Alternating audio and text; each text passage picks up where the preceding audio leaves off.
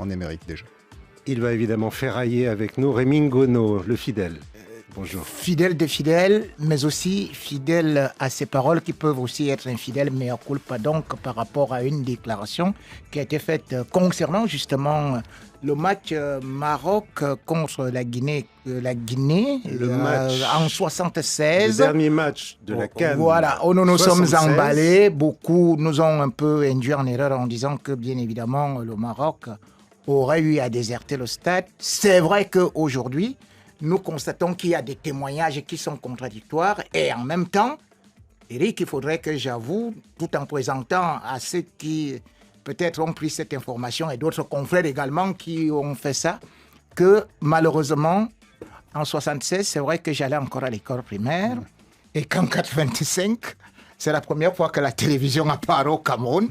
Dans ce match, honnêtement, je ne l'ai jamais vu. Je ne l'ai jamais regardé. Il y a peu d'images, Et peu de documents. Et c'est vrai que c'était facile de tomber dans le piège. J'ai même cherché. Vous n'avez pas été le seul, d'ailleurs. Voilà. Presse, et au pire, Eric, c'est que justement, derrière ça, j'ai essayé même de comprendre cette finale, ou plutôt cette CAN de 76. Je n'ai jamais eu à comprendre parce que je sais tout simplement que celle de 72 a été organisée au Cameroun. Bien évidemment, j'étais bébé. On ne va pas refaire toute l'histoire non plus. Mais en 76, je n'ai jamais compris pourquoi est-ce qu'ils ont décidé de faire ça en championnat. Donc jusqu'à présent, j'ai cherché le nom de l'arbitre, je ne l'ai pas. J'ai cherché ceci, je n'ai pas. Donc l'histoire, c'est la connaissance du passé basée par les écrits. Il n'y a aucun écrit, il n'y a pas d'archives. Donc c'est pour cela que j'ai peut-être parlé comme dans des histoires d'évangiles qu'on croit peut-être voir sur Facebook, les réseaux sociaux et d'autres confrères. Ouais, voilà, l'aspiration de Dembélé, la passe magnifique. Ensuite, sur le but d'Ekitike, la très belle passe de Olysée. Qu'est-ce qui vous a plu surtout, ou déplu peut-être aussi, parce qu'il y a peut-être tout n'a pas été parfait hier, côté tricolore, Rémi. Bon, je vais...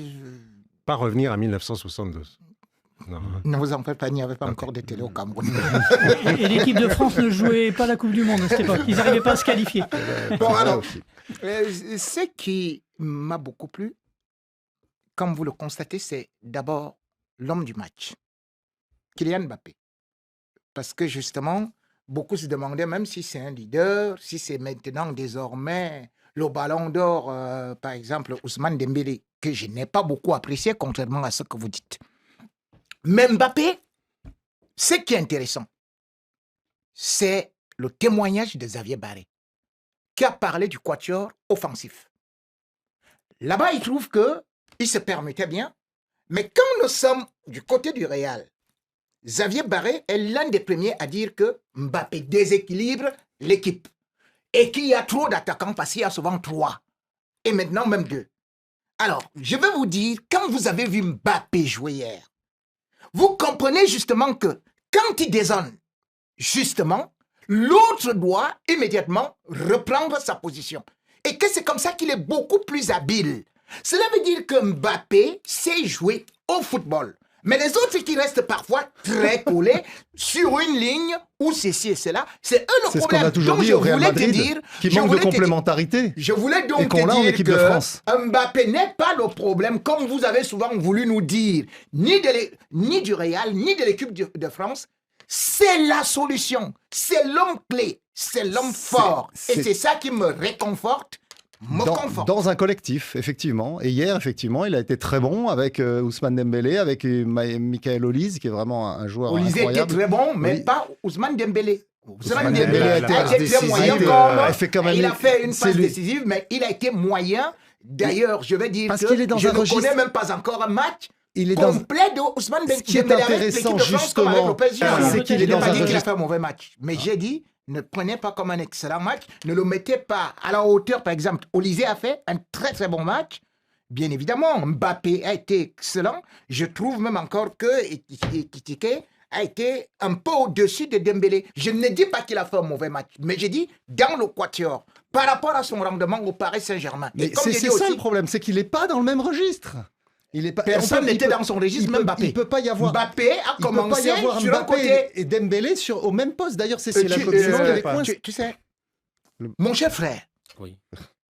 Là, c'est très grave ce que tu viens de faire. Ah ouais? le Brésil est en 2e division. Ouais. Tu te rends compte que c'est ce Brésil qui a battu le champion d'Afrique, le Sénégal, 2-0.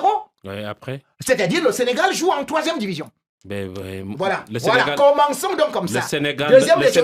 Non, mais tu ne peux pas me dire que l'équipe du Sénégal s'est fait tabasser. Rémi, est-ce que par quand le Brésil, on parle de la Coupe du Monde, on peut dire que le Sénégal est favori pour une Coupe du Monde? Est-ce qu'on peut dire aujourd'hui que le Sénégal, qui a battu le Maroc, et le Maroc qui était en demi-finale, dont le Sénégal ne peut pas aller en finale de la Coupe du Monde? Mais donc, si je suis Mais qu'est-ce que tu es en train de raconter? Si je suis ta Sénégal logique, est une grande il y a 2 nation. ans, le Sénégal a battu le Brésil 3-1.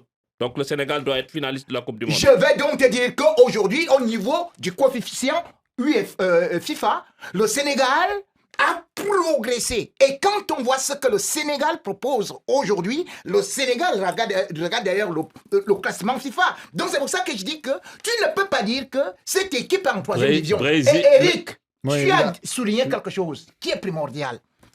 Cette équipe du Brésil joue avec Carlo Ancelotti.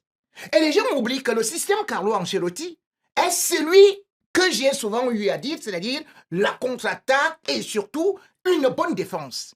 Le gars aujourd'hui, je suis surpris qu'on me dise que Gabriel n'est pas un grand défenseur. Là, la défense est totalement expérimentale. N'est pas défenseur. Et vous savez, c'est-à-dire que 3 défenseurs manquent. Nous, au Real, on a pu constater que quand 2 défenseurs manquent, on encaisse des buts pêle-mêle. Mais là, c'est 3 défenseurs qui manquent. C'est-à-dire que la base même du Real de la Seleção, de Carlo Ancelotti, c'est d'abord la défense. C'est le Brésil le plus faible de ces 50 dernières années. Et c'est justement là où vous voyez que depuis un certain temps, ce Brésil ne prenait plus assez de buts.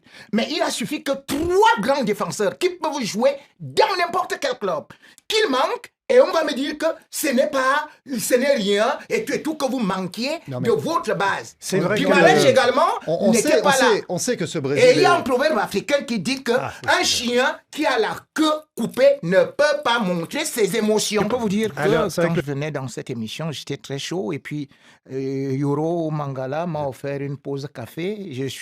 J'ai même failli m'endormir là-bas, parce que finalement, c'est après que je me suis rendu compte que c'était déjà l'heure de l'émission. Donc je ne suis pas d'accord avec toutes ces pauses café, toutes ces pauses fraîcheur et tout ce que cela peut comporter, parce que justement, un match, c'est parfois comme un véhicule sur l'autoroute.